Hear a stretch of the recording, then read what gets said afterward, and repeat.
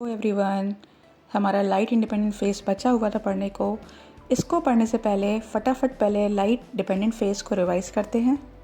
Light dependent face में हम लोगों ने पढ़ा था कि स्टेप 1 में एक्टिवेशन ऑफ क्लोरोफिल, यानी कि जब फोटोन पड़ता है तो क्लोरोफिल एक्टिवेट हो जाता है और फोटोन को एब्जॉर्ब करता है।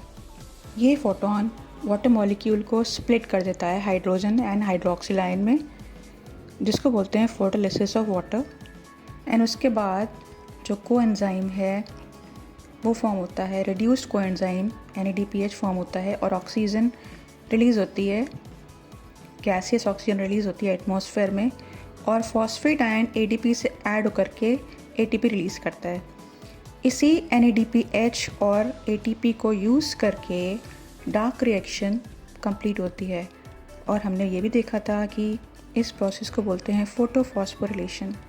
अब आती है बारी डार्क रिएक्शन को समझने की, जिसको बोलते हैं लाइट डिपेंडेंट फेस या बायोसिंथेटिक फेस भी बोलते हैं, क्योंकि बायो मीन्स लिविंग, सिंथेटिक मतलब to produce something. So living cells यानी कि क्लोरोप्लास्ट के स्ट्रोमा में ग्लूकोज फॉर्म होता है, something is synthesised in living part of the cell, so it is also known as biosynthesis phase. Short में समझते हैं फ्लो चार्ट के फॉर्म में, जो कि बहुत ही ईजी है। हमें वो ऑलरेडी मिल चुका है लाइट रिएक्शन से NADPH और ATP। स्ट्रोमा में लाइट एनर्जी की ज़रूरत नहीं होती है, लेकिन एनर्जी की ज़रूरत होती है, तो उस एनर्जी को यूज़ करके ग्लूकोज फॉर्म होता है। चलिए समझते हैं कैसे। सबसे पहले कार्बन डाइऑक्साइड स्टोमेटा के थ्रू लीफ में एंटर करती है और लीफ के अंदर क्लोरोप्लास्ट के अंदर जहाँ पे स्ट्रोमा है वहाँ पर जाती है, और स्ट्रोमा में पहले से ही लाइट रिएक्शन जो थाइलाकोइड में होता है उससे बनने वाले प्रोडक्ट ATP और NADPH रहते हैं, वो यूज़ हो जाते हैं स्ट्रोमा में। अब कार्बन डाइऑक्साइड कंबाइन करती है एक एंजाइम से, जिसको बोलते हैं RUBP, और सीरीज ऑफ चेन रिएक्शन होने के बाद ग्लूकोज फॉर्म होता है, जिसको बोलते हैं शुगर C6H12O6। उसके बाद फिर से RUBP एंजाइम जनरेट होता है और ये साइकिल कंटिन्यूसली रिपीटिशन में चलती रहती है। और अल्टीमेटली होता क्या है कि many molecules of glucose combine to form a complex molecule of starch.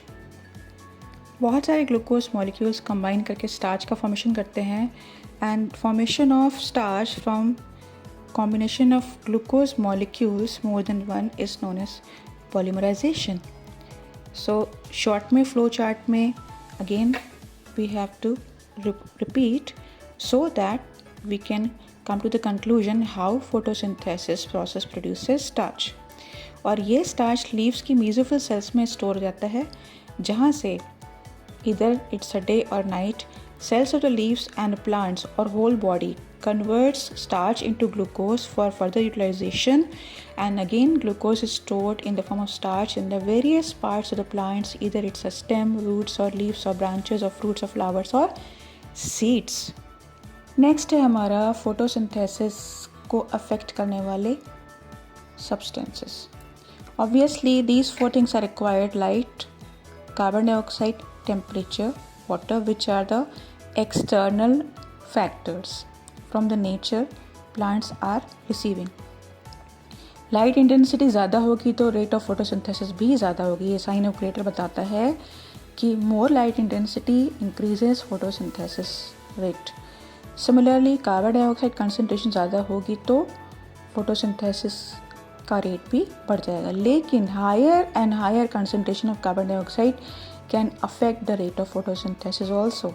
उसके बाद ऑप्टिमम टेम्परेचर। ऑप्टिमम मतलब सूटेबल टेम्परेचर फोटोसिंथेसिस के लिए क्या है? मिनिमम 24 डिग्री सेल्सियस से maximum 35 degree Celsius. 35 degree Celsius से अगर ऊपर जाता है तो फोटोसिंथेसिस नहीं होती है, because cells becomes drying and dying.